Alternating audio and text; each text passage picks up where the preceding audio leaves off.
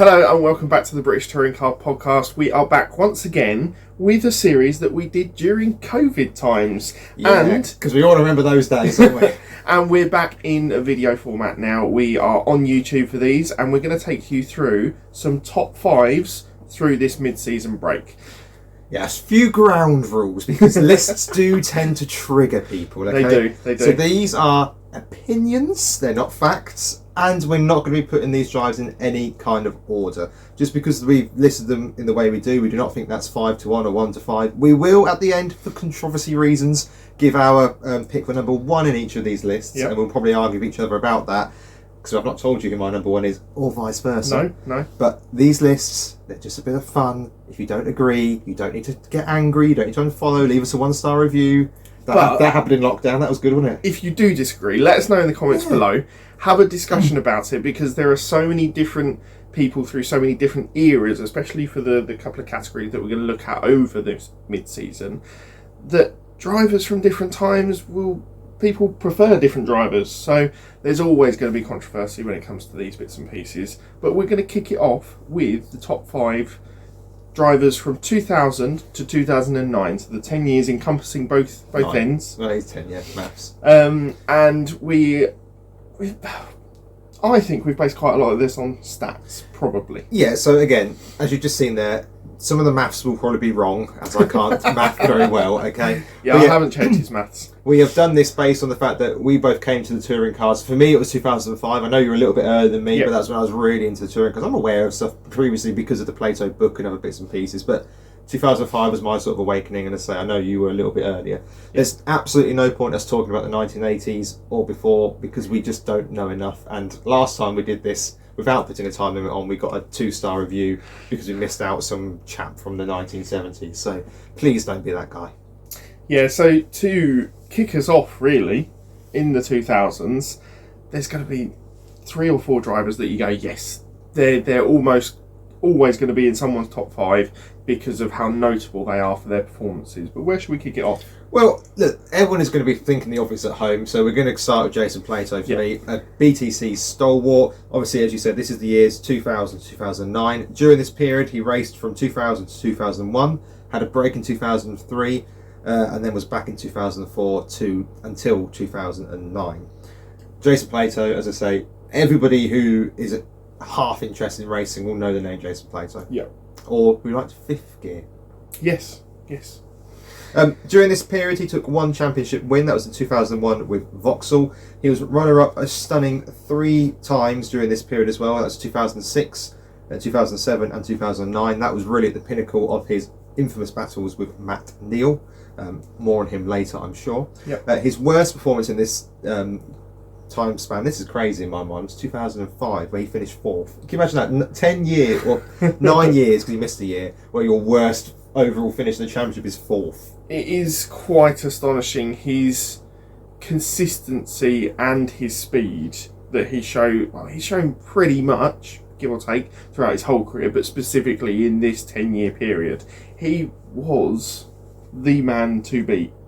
Most years. But he was beaten most years. And I'll come back to that in a moment. Some other stats just in this period, I believe 48 wins. So the bulk of his wins came this side. No, to be fair, it's like near enough a half and half split. Yeah. He had 230 races during this period as well. Now, obviously, we're not doing these in a particular order, but my biggest criticism of Jason Plato has always been that 2 is nowhere near as many as he should have won in his touring car lifetime, and he only won 1 in this period.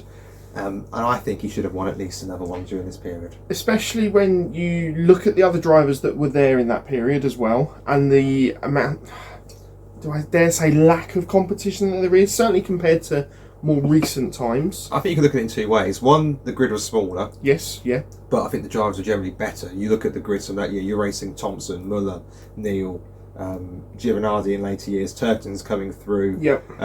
Tim Harvey's still knocking about, I think, at some point. You've got Anthony Reed's in there. These are humongous names on the grid. And of course, in the early 2000s, if you weren't in a Vauxhall, you weren't really racing. No, and he certainly chopped and changed his cars, didn't he? He did. I would imagine he was quite volatile to work with. Certainly, if you ask Yvonne Muller, I imagine he'd spit on the floor. But yeah. this was a defining era for Jason Plato, a young Jason Plato coming through, as I say. I think if you look back on his career, you'll always think that he could and should have won more. And I think that comes down to his attitude of, if you're not finishing first, then what's the point? Yeah, and he finished runner-up so many times as well. And if he'd have just had that, I don't know, a little bit more composure. That Turkington gene. Yeah, that Turkington-esque gene of taking the points where you need them rather than going all out for the win. Well, even Matt Neal, who will finish in history books with more titles than Jason Plato. It's been mainly, I think Jason Plato is the better driver. I'm just going to put up my umbrella and shield myself from the comments. I think Plato is the better driver, but Neal has the better stats because, you know. Certainly does. Right, moving on then, we're going to do James Thompson next. Now, some of the newer listeners may not be aware of James Thompson. Yeah. If you're not, I recommend YouTubing some of James Thompson's racing highlights because honestly, this guy was unbelievably good. Or if you can still get hold of them, you remember those Duke Motorsports season reviews? Go and have a look at some of those because some of his racecraft and his just pure talent really shone through, especially in the early 2000s. Just look at his Wikipedia page and see how many series he's raced in and done well in, and you'll see why we rave so much about James Thompson, basically. Yeah. And to add even more to it, he's a cool as F guy with he is. Rock star style appearance and persona, and it's quite unfair that he's got all of this in one go. Yeah, he went through stages as well as to when he was in the championship. He wasn't consistently there through the whole 2000s, was he? No, so he 2000 to 2004 was his longest spell. We then didn't see him until 2006. So in that period, he raced basically half a season for Sayat. Darren Turner was also part of it. I think he was in the World Touring Cars that year as well. The really ridiculous thing about that is, I think from memory, and I could be completely wrong, but this was the first Duke season review I held. He was in the championship battle at the halfway stage. Yeah, he was. Crazy. He missed half the season. And then we didn't see him again until 2009, back in the 2000s, which is a shame, but obviously, as I say, he was juggling several series at once. Dare I say, is he a little bit of the ilk of Bobby nowadays? In the fact that we know the talent's there. Yes, Thompson went through stages where he did have the best car. He was lucky enough to win a championship. Same surname, same floppy hair. I know. You might be onto something. I think that... What was his mum up to? I think that with Thompson, I think it's just the fact that back in this era, the racing was way more prestigious than perhaps it is now in terms of those paid seats, lots more money in the sport, and I think that basically every sport wanted to be at James Thompson because of how good he was. Yeah. And I think that he wanted to experience as much as he could. I think that he's won 2 championships during this period, 2002 and 2004, both with Vauxhall. I think had he stuck around, he could have won a third. I really do. Well, he was runner-up in the year between as well. So 2003, yep. His worst overall finish was 9th, which came in, I can't read my own writing here. 2009 Dynamics, and that was only a half season. Yeah. He took 24 wins in this period, so half number of Plato did. And raced 162 races, so effectively raced half the number of races Plato did, give or take. I know my maths is imperfect on that one. But. No, and it was just leading up into the 2000s as well that he became a name in the sport. So it doesn't give the full overview of what his career was like, but certainly in those 4 or 5 years, he was extra good. Yeah. And I say not just in this championship, rather. You can look at his results in other series, and he was good consistently. A very good race driver, who in the end kind of just faded out before, in my opinion, before his time. But obviously, different drivers have different peaks. Different drivers have different lengths of career, and as you say, he went off to so many other championships and stuff that he spread himself far and wide, and maybe we didn't always get the best of him from the touring cars, which is a shame, but I'm sure he's enjoyed it. One negative to him is that he's quite good friends with Paul O'Neill and was responsible in many ways for Paul O'Neill's career being as successful as it was for him. So, yeah. No offence, Paul, by the way. So we've got him to thank that Paul O'Neill is in the sport, which is all in jest, obviously. It's actually quite nice to see the fact that they're still friends, they still go away on holiday together and stuff like that. Yeah, it's always nice to see. Maybe when we're older, we'll still be friends and you'll be able to look back and say how I helped you on Canva or something, and we can still holiday together. Hopefully, I think that people want the podcast to keep going, so as long as it keeps going, then there's probably a reason for us to stick around. Doing hover cars in 2050. With Alan Gow still trying to find ways to introduce tyre rules. Yeah. Okie dokie, moving on from James Thompson, we'll move on to, we've already mentioned him once today, Matt Neal, who raced from 2000 to 2009, so every season during this period. 2 championships in this time, 2005 and 2006, so I managed to get them back to back. That was in the Team Halford's days. Runner-up no times, and his worst overall performance was in 2001, where he got 14th. Although in his defence, he barely raced. I think he only did two races that season in the Peugeot. He's got 30 wins in this period from 246 races. It's not a bad record, is it? And considering his career obviously extends beyond that as well. Yes. And I'm pretty sure he'll probably be mentioned in the next top 5 that we look at. Which will be, in case you haven't twigged, the 10s. But yeah, he's a stalwart of the sport, as is Jason. And he has been a driver that has been there throughout. And he's kind of always been competitive. And in my opinion, I think he left at just about the right time. I agree. He was finding getting those wins a little bit more difficult. But certainly through this era, he was on top form most years. Yeah, no, I agree. I think you're absolutely spot on about when he chose to leave the sport. In this period, he was, I don't know, quite a controversial figure during this period. Obviously, He's always been quite a controversial figure. Yeah, but the way that Plato was controversial, but almost in this pantomime villain way where you kind of love to hate him, whereas I never got the feeling of Neil he was a love to hate, you just hated him. Well, not us personally, but like there was all the controversy around the Honda Integra, whether it should have been a legitimate car for the championship. Obviously, he won a championship, 2 championships in that car, and there was all the talk at the time to whether it should have been able to compete because of from memory, and again I'm going back to 2006, it was all to do with the Honda Integra wasn't sold in this country. It was however many production cars had to be built for a car to be on the grid in the championship, and it wasn't sold as an Integra here, was it? No, it's safe to say that Plato was a little bit displeased, especially with how quick the car was. Yeah, and how well built it was. It was a tank, wasn't it? Yes, it was. It really was. Yeah. So Neil finished in 2006 every single race bar basically Silverstone had already won it. I think if you look at his record that season, he completed every single race bar 2. 2005, yes, he did. Was it 2005? Was he completed every single race? I mean, that's unheard of. Yeah, it really is. That's mad. Cars, that's mad. We're looking at that kind of consistency nowadays from the likes of Ingram and Sutton. But even they can't manage a full season. Not always. Not like I think off the top of my head. No. No doubt somebody in the comments can put me right. But yeah, so there was a bit of controversy attached to Matt Neal. Obviously, him and Plato had the fights quite a lot during this period as well. I think he gets a little bit of a raw deal sometimes when you look back on this period. I think that he was a very, very quick driver. Potentially, again, the controversy, not necessarily the cleanest, it would be fair to say. If you look back and say, we just talked about James Thompson. If you look now... Yeah. Certainly not the cleanest, but in that era, that's kind of the racing that it was all about, and it's what we sometimes hark back to, is the fact that Rubbin's racing and you give as good as you get kind of thing.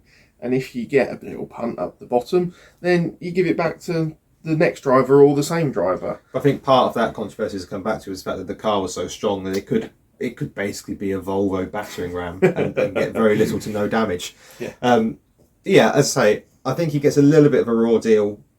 It depends how you look at it. Look. Maybe it's because I was in a house that was an anti-Neil house as I was growing up through this period.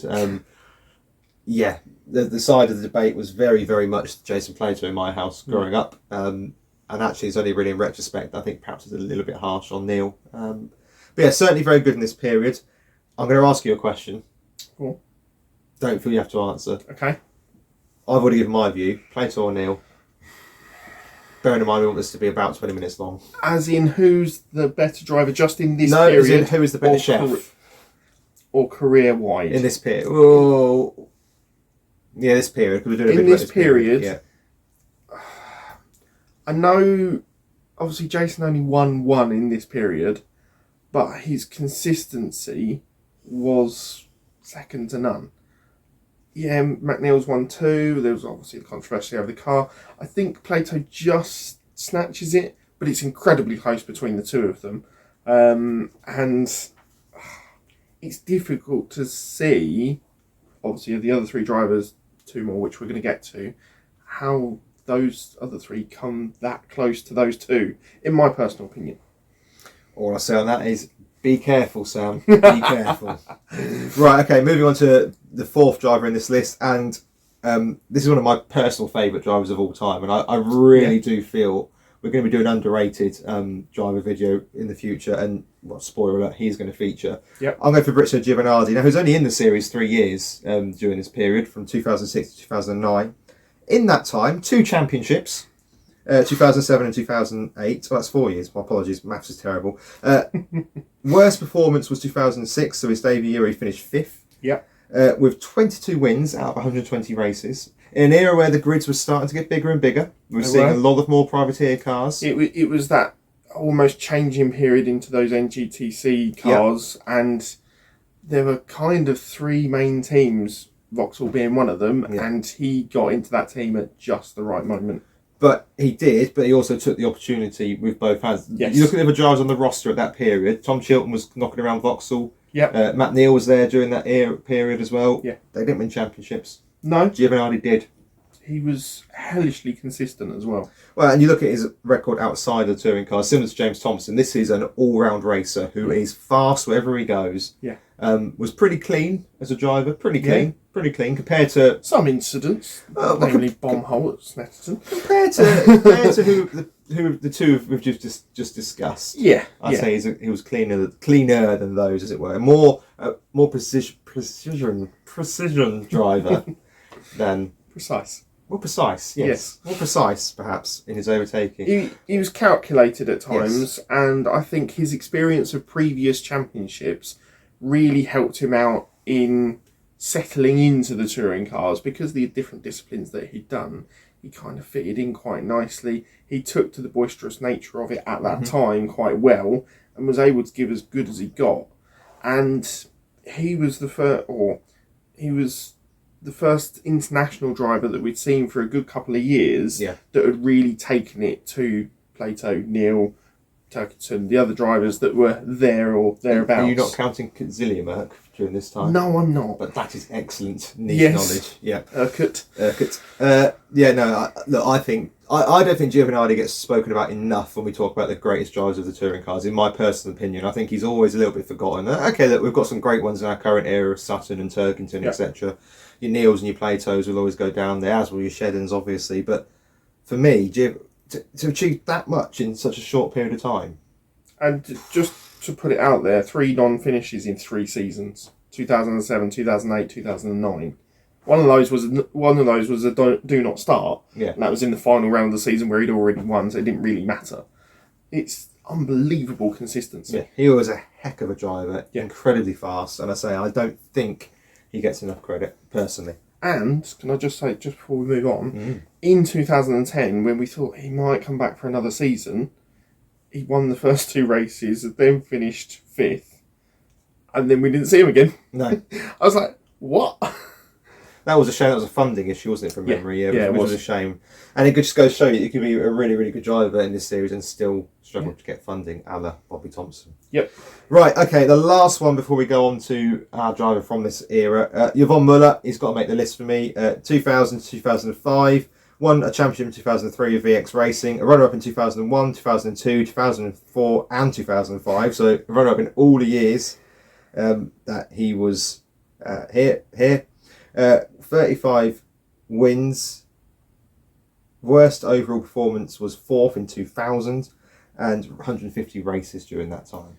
Yeah, it's quite an impressive stat pack. Just a shame that... You were reluctant at first, weren't you? And you have this underlying dislike to him for some reason. I don't quite understand why. I had to give you a little nudge in the right direction to get him into this list. I am very much Team Plato when it comes to the Vauxhall politics of that era. That's fine. That's not all necessarily Muller's fault, by the way. That's not. But I'm very much of the opinion that he was the aggressor during that period and doesn't cover himself particularly well during that period. Now, as I say, it's not necessarily all on him. Part of that was the team. Part of it was the politics of in Vauxhall at the time. Yeah. But it never sat well with me. Particularly now I've gone back and researched into it and looked into it more when we did the Plato doc and all those other bits and pieces. It's, for me, it just leaves a bit of a sour taste. But as a racer, you can't argue the stats. He's ridiculous, wasn't he? Yeah, I suppose the only criticism I have of him is the same I have of Plato. If you've run her up 4 times, you should probably have more than one championship. Yeah. I think that's a fair comment to make, regardless of your feelings about him. But yeah, no, look, an insanely quick driver. Loved racing his Audi on Toby 2 touring cars, which I know is slightly outside this era, but that was a nice time for me. Yeah.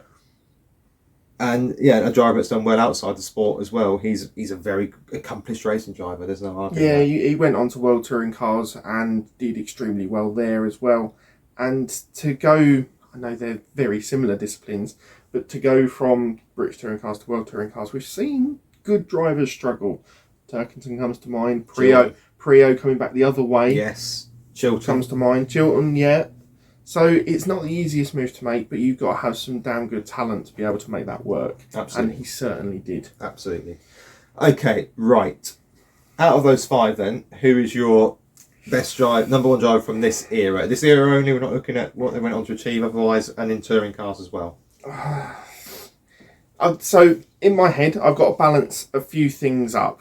It's how many championships, how consistent they were, general overall talent really, and the longevity for me has less of an impact. I agree. A driver that's been there for all 9 years and has had a few poor seasons doesn't matter too much compared to a driver that's been there for 3 seasons and done fantastic. Yeah, I agree.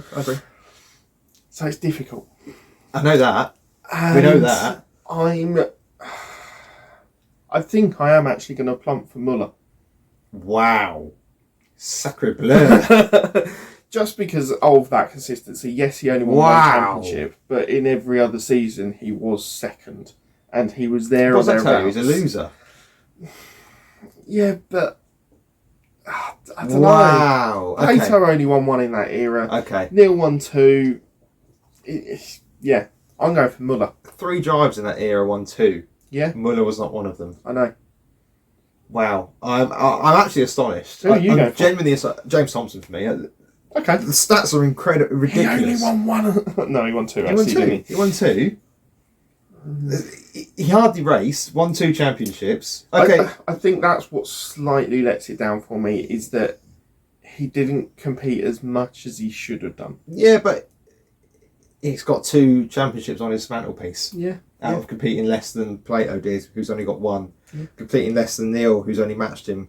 Giovinardi would probably be my second, to be honest with you, in this period. I understand that. I really would, But yeah, James Thompson for me, I don't want to get into, well, if you drove a Vauxhall, you'd won the championship. He still had to beat his teammates and Muller, as discussed there. He had to beat, and he did beat Muller, and he beat Muller twice.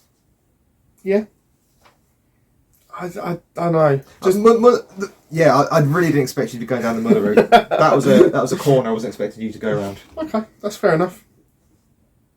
Wow.